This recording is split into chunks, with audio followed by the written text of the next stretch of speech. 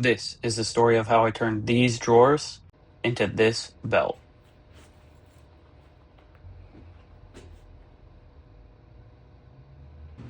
Now, back to the build. After breaking the drawers down, I needed to trim the dovetail ends off of these boards.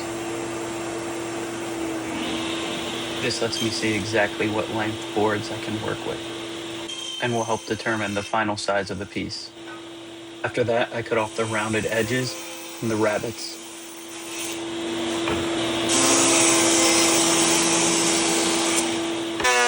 Then I head over to the planer and plane down one side of each board so that I can laminate them together to make a thicker piece.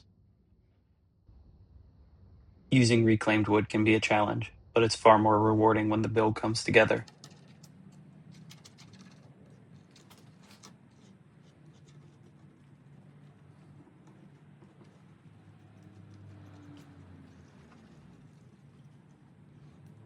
If you like sustainability, using reclaimed materials, or just want to see cool builds come together, then subscribe to my channel.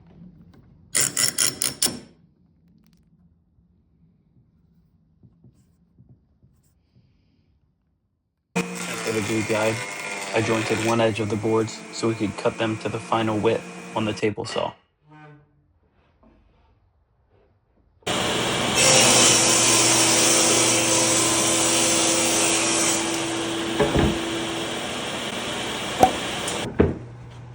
I'm lining up and taping together the top and bottom pieces in order to cut a rabbet into them.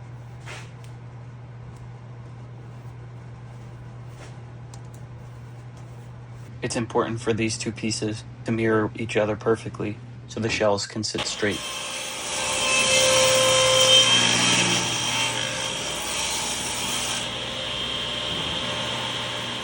If you were yelling about my hoodie strings, thank you. I clearly heard you. Though I'm not sure why it's taking me so long to fix them.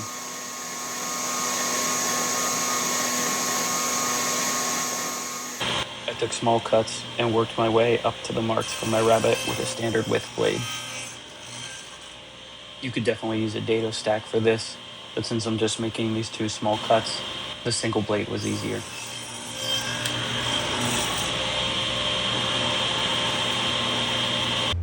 You can see that these rabbets didn't turn out great. My cross-cut stud has some slop in it and I need to make a new one. I cleaned them up as best I could with a chisel to get them even.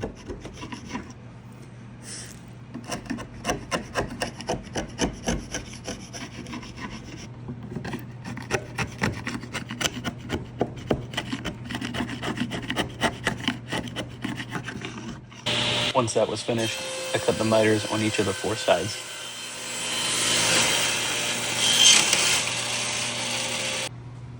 This dry fit gives you the first peek at what it's going to look like. I glued each side to the base, but left the top off.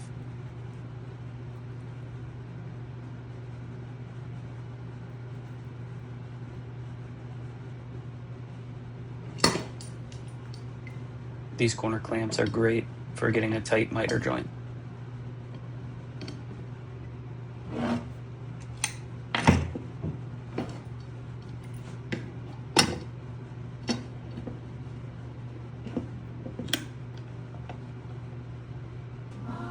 While those dry, I'm working on the top, which has a number of slots and holes to hold various leatherworking tools. That's right. If you were still wondering how this turns into a belt, well, it won't. It's actually part of a trade with Zach Pearson over at Pearson Authentic. Zach is documenting the start of his leatherworking career, and it's a really interesting story. Go follow along with him too. I'm adding a round over to each of the holes, which makes it a little easier to put your tool in.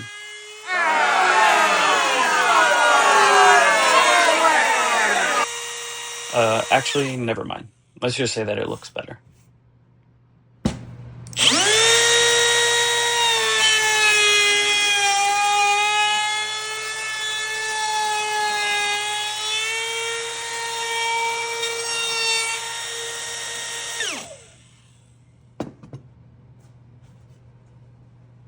With that finished, I can glue all the sides together.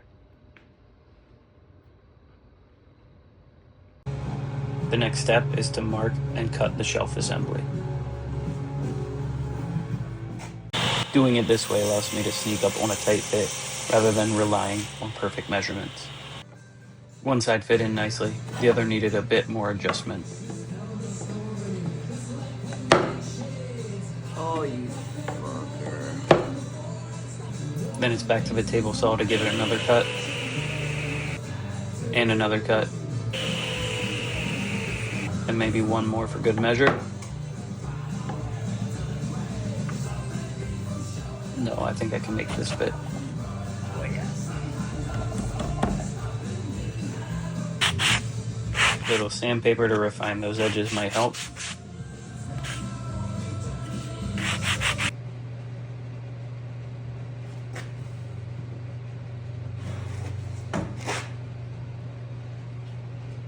One of the sides was able to slide in perfectly.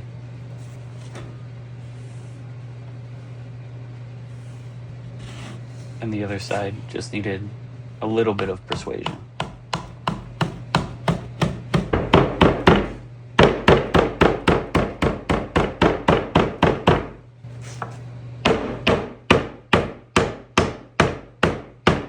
Perfect fit.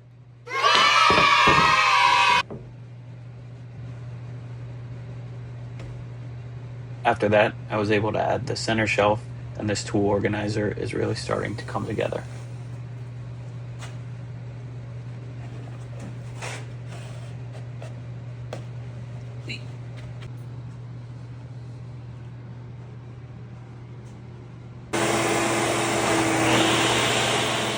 I wanted to add some detail, so I built a sled to cut splines into the piece on the table saw. I used the faces of the drawers that the piece is made out of. These splines probably aren't necessary for strength, but they do add a nice visual contrast to the red oak.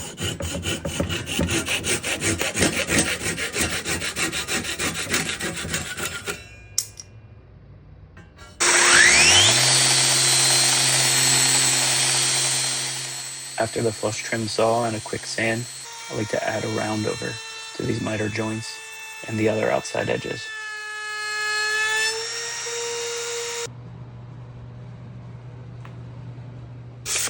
All that's left to do now is a quick hand sand, and then we're off to the finish room.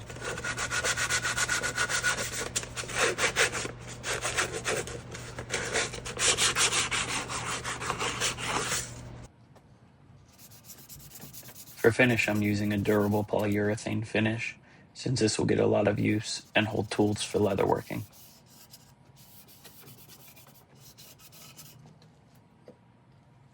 Before we see the final product, let's see what else Zach sent us. Let's see what's wrapped up in this bag.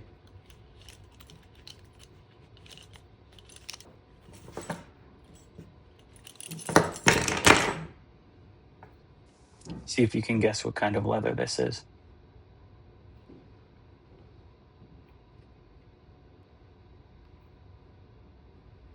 Now for a final look on Zach's workbench.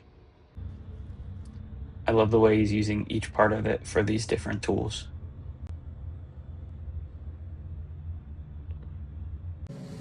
Thanks for watching. Please don't forget to like, comment, and subscribe.